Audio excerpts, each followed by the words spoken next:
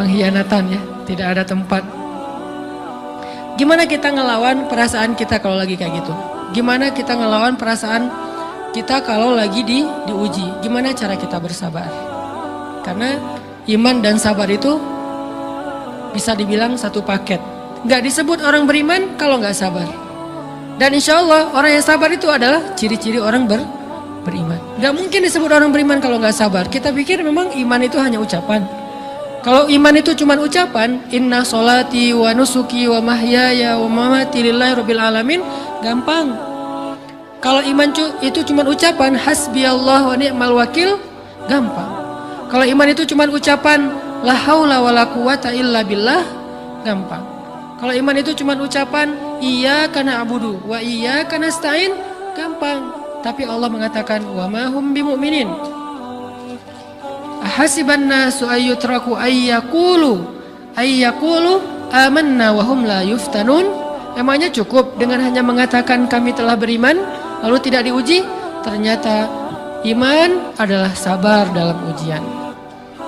Jadi nggak mungkin orang disebut beriman sementara dia tidak sabar, sementara dia emosional, sementara dia temperamen, sementara dia orangnya meledak-ledak, sementara dia orangnya mengeluh, sementara dia orangnya berputus asa. Nggak mungkin. Karena ulama mengatakan la tayasu, jangan berputus asa. Fa innal ya's laisa min akhlaqil muslim atau mukmin. Karena sesungguhnya keputusasaan bukan di antara akhlak orang yang beriman. Orang yang beriman itu tidak pernah berputus asa. Serumit apapun masalah kita, kalau kita punya yakin sama Allah bahwa Allah ala kulli syai'in qadir, maka kita pasti akan punya harapan. Kalau kita yakin bahwa Allahu Akbar, sebesar apapun masalah kita, Allah lebih besar daripada masalah kita, kan? Bukankah kita mendengar Allahu Akbar, Allahu Akbar? Ada gitu yang lebih besar daripada Allah? Harusnya kita tidak pernah berdoa kepada Allah sambil mengatakan, ya Allah, saya punya masalah besar. Itu sama aja dengan kita ngeledekin Allah. Sama aja kayak kita datang ke teman kita bilang gini, saya mau pinjam duit. Enggak akan banyak kok, saya tahu kamu kalau kebanyakan kamu nggak akan sanggup. Kan nggak mungkin kita ngomong gitu kan ya. Saya lagi banyak hutang nih, saya mau minta tolong sama kamu. Insya Allah saya nggak akan minta seutuhnya. Saya tahu kamu juga kurang duitnya, saya minta dikit-dikit aja lah. Kan nggak gitu kan cara kita minta tolong. Sama aja kita doa, ya Allah saya punya masalah besar. Ngomong ke Allah punya masalah besar. Kalau kita ngomong ke manusia kayak gitu wajar, tapi ke Allah, ya Allah saya punya masalah kecil nih. Apa? Ada hutang sedikit, berapa? 100 M. Allah kan ghaniyun, maha kaya. Jadi jangan pernah mengatakan 100 M itu besar di hadapan Allah. Kita ngeremehin Allah banget. Bukankah Allah maha kaya? Jangan pernah mengatakan bahwa musibah kita, ditinggalkan orang yang kita cintai, dibully seluruh dunia, itu besar di hadapan Allah. Bukankah Allah cukup buat kamu, kata kamu? Inna sholati wa nusuki wa mahyaya hasbiyallahu ni'mal wakil. Jadi Allahu Akbar. Sehingga kalau kita berdoa, ya Allah saya punya sedikit masalah. Bukankah Umar pernah mengatakan, ya nafsi, idza daqat alaikid dunya, fala taquli ya rabbi indi hammun kabir, faquli ya hammun indi rabbun kabir.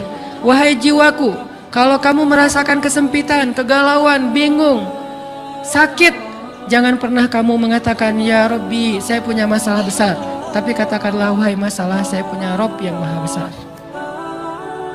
Iman dan harapan, berharap itu nggak bisa dipisahkan. Iman dan sabar itu nggak bisa dipisahkan. Iman dan berserah diri atau menyerahkan urusannya, tawakul atau kita nyebutnya tawakal, nggak bisa dipisahkan. Bagaimana kita mau menyebut diri kita mukmin sementara kita nggak sabar ketika diuji dengan perasaan? Alhamdulillah kalau kita selama ini masih bersabar dengan ujian fisik. Ujian fisik yang setiap hari kita alamin apa? Lelah, capek, pulang kerja, pulang sekolah, pulang dari kampus, ngaji. Capek kan? Belum lagi macet-macetan, belum mandi pula. Dari tadi pagi, dari semalam kurang tidur, dan segala macam. Lelah, capek, ngantuk. Kadang-kadang sampai drop kesehatan kita. Kita bisa lalui itu, nggak apa-apa, capek-capek juga. Yang penting saya pengen belajar. Jalan nih jauh-jauh, ada yang dari Sumedang, ada yang dari Lembang, ada yang dari Banjaran, dari mana-mana datang pengen ngaji. Jarak jauh nggak apa-apa, macet nggak apa-apa, lelah nggak apa-apa, habis duit nggak masalah. Tapi sampai di sini kesenggol dikit aja sama teman kita dalam ucapan, mungkin dalam ekspresi, kadang-kadang kita senyumin gak dibalas senyum, atau mungkin hal-hal sepele itu bikin seolah-olah amal kita yang udah habis-habisan tadi jadi berkurang sampai habis pahalanya. Ujian perasaan. Kadang-kadang datang ke sini nggak ada rasa tidak nyaman sedikit mungkin dengan teman kita atau dengan orang yang di sebelah kita, akhirnya kita merasa tersinggung, akhirnya kayak jadi berlebih-lebihan di tangga, di pintu, pas keluar, di tempat wudhu, di mana, hal sepele sebetulnya, tapi mengganggunya bukan fisik kita, yang terganggu bukan harta kita, tapi yang terganggu perasaan kita nih, rasa nyaman kita yang terganggu, seolah-olah hilang semuanya. Jadi nggak berarti, ini namanya ujian teman-teman. Mudah-mudahan kita bisa istiqomah dalam masalah perasaan ini. Pertanyaan sederhananya adalah gimana sih cara kita menghadapi itu? Saya juga lagi belajar, ini bukan kata saya ya, tapi saya coba merangkum dari beberapa hadis, dari beberapa ayat. Mudah-mudahan ini jadi semacam tips dari Allah, dari Rasul, cara kita supaya lebih sabar dalam menghadapi ujian, khususnya ujian perasaan.